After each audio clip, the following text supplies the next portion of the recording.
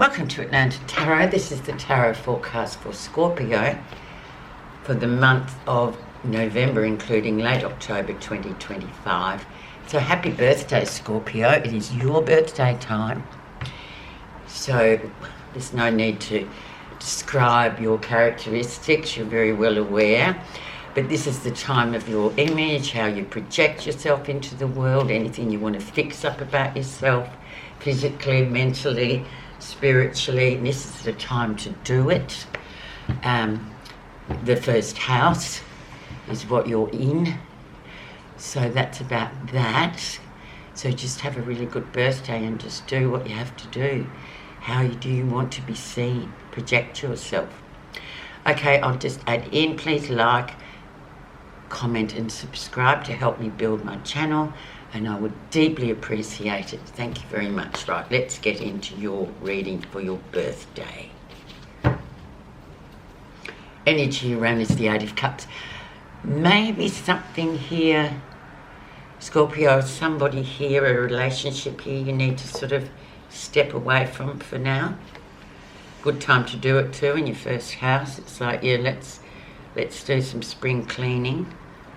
The relationship may well have sort of run its course in terms of that particular person may need to sort of go it alone and stop sort of using your energy and using you as a sort of backstop and sort of literally wreaking havoc with your energy. So there's nowhere else to go with the Eight of Cups. So it's about release. It's about stepping away from that kind of thing. Because it can be very taxing and draining, as we know. So that is the energy. So if there's anyone, obviously we always have somebody work-wise or friendship circle-wise that really sort of comes in and kind of we find ourselves being very drained by them. So it's time to just step away from that in your first house. So slate clean. Where you are right now. Yeah, Seven of Swords. There's jealousy abounding here. Jealousy and deception coming in, Scorpio, so be very careful. You're very good detectors of that kind of thing.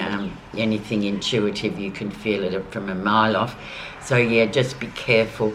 And also with your own personal way of projecting yourself into the world, don't be deceiving yourself either. Like, let's just start in the first house as you mean to go on for the rest of the next 12 months, 11 months. So there can be self-deceit and others deceiving us, but also jealousy. So we'll find out with the influencing card where that's coming from, because that will prevail over the next 4 weeks. The moon. So we don't really know where it's coming from. But interestingly enough, Scorpio, this is the minor card, the Seven of Swords, of deception, jealousy, and all those sort of negative emotions. And this is the big kahuna of it. The moon is the unknown. It's very much intuitive, and it's like, oh, I feel like there's deception. But you don't quite know when the moon's in play where it's coming from. It's more of an ongoing sort of revelation that you will, as time goes on, the clouds will part and the moon will be visible, and then you'll get the full story of what's actually been hidden from you. So it's quite interesting and quite challenging too for Scorpios, because they love nothing but a good challenge and a good sort of puzzle to solve.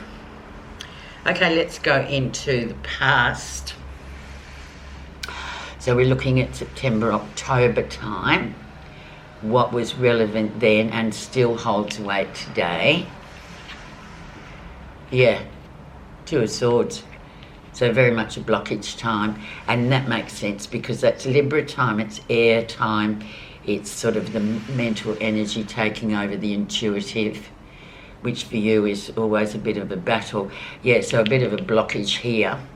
Where you just couldn't seem to make a decision, and it probably has a lot to do with that situation, emotional situation you've got to walk away from, because it's always sort of fraught with this kind of, oh my God, you know, here we go again, kind of. That's what I'm feeling like. It's kind of something that has to be put to a stop, because it's an ongoing as the moon's suggesting, and it's ongoing sort of hidden deceptive energy that you kind of, it's in your world, and it's like it's starting to erode away for you. Okay, recent influences. But on the other fronts of life, your work and how you're achieving things in your life, your business world, your, day-to-day mundane life, going to work, achieving, doing well, you're doing very well with the Nine of Pentacles, very grounded, just getting on with it. But yeah, we do have to pay attention to the mental energy and this kind of Eight of Cups energy that's kind of, it's draining, or it has drained you. And now we're going forward, so we don't want any more draining from that particular area. The lesson you'll be learning, the Nine of Swords. So this is the fear for fear's sake. So whatever it is you're fearing, especially about this Eight of Cups, this, what you have to walk away from this relationship, it's like it's nowhere near as bad as you think it is. It's just about you using your personal power and going, you know what, I'm sick of getting into this space of, in my mind, of this particular relationship sort of really emotionally draining me. Look, it could be even one of your children or a close relative or close friend, and it's just like they're all the same. Sometimes we just have to sort of make some action about it rather than just letting it go on and on in our head, because it's just with the Nine of Swords, it's sort of saying, but you're creating it all in your own head. It's fear for fear's sake. So you've got to get back into your intuition, Scorpio. It's really important for you guys. If you use your mental energy too much, you end up going, it sort of renders you powerless. You've got to use your intuition over this. There's three of them. Enough said. Near future. And we have the end of a cycle. So world is a big card, and it's about, this cycle is about to wrap up. So you're in the driver's seat. You need to actively make that happen. If you don't, this cycle will continue to perpetuate itself in these areas for you, and you'll kind of will not get the closure that you need, and get your personal power back, and driving with intuition, not with the mental energy. The mental energy is great for work and solving problems and communicating, but for Scorpios, it's a very foreign territory otherwise. Made my point clear. Okay, let's see what's happening you're not realising, which will probably give us a bit of key into what this cycle is. We know what it is though, don't we? Six of Swords, so things going from turbulence to calm. And I feel like if you make this action to end this cycle, because with the moon it's going to take a process, it's going to sort of be, a whole 28 days of the moon cycle to get rid of, or to get the revelation. But I think you know who this, or what this situation is that you're sort of giving your energy to. You will get peace and calm. And that's what you're not realising. Or are you liking the turbulence? Sometimes we kind of get addicted to that, even though it is negative. Just saying. Okay, let's see how others see you. Yeah, Five of Pentacles, so very much in the thrust of change, in the cycle of big change coming in. So you do feel a bit out of the loop. There is something there where you don't feel included. Maybe it's a family matter, maybe it's something that's coming up that you just sort of feel on the outer with. And other people are seeing that, particularly whoever this Eight of Cups person is. So there needs to be a shift, because this is a transient, like most of the minor tarot, but it's like, it's a horrible state to be in, just feeling like you're being excluded.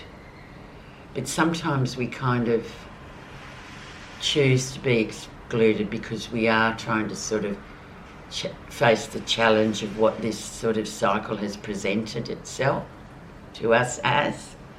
So you need to address it, Scorpio. Okay, so let's see what you're feeling positive about. There's a bit of work to be done, but it's just like once you make the decision and do it, the burden is released. Okay, positive feelings. And we have the sun. The sun card, major card, so everything is really illuminated. So you've got the sun and the moon in the one reading, so you know exactly what this situation is that's hidden, that's deceptive, that's kind of this ongoing deception in a way. And the sun comes in and shines it out and says, okay, there it is, and you know it's there. So everything is seen with the sun, whether you like it or not, warts and all. So although it's a very and a positive card to promote health and well-being and yes answers, it can be also glaringly obvious that this is the problem. This is the crack that we can see so clearly with the sun. This is it. So time to do something about it. The outcome. And we have the Ace of Cups. So we have new beginnings, we have conception coming in, we have connections with people from the past, soulmate energy. So you're getting a great outcome at the end of the day.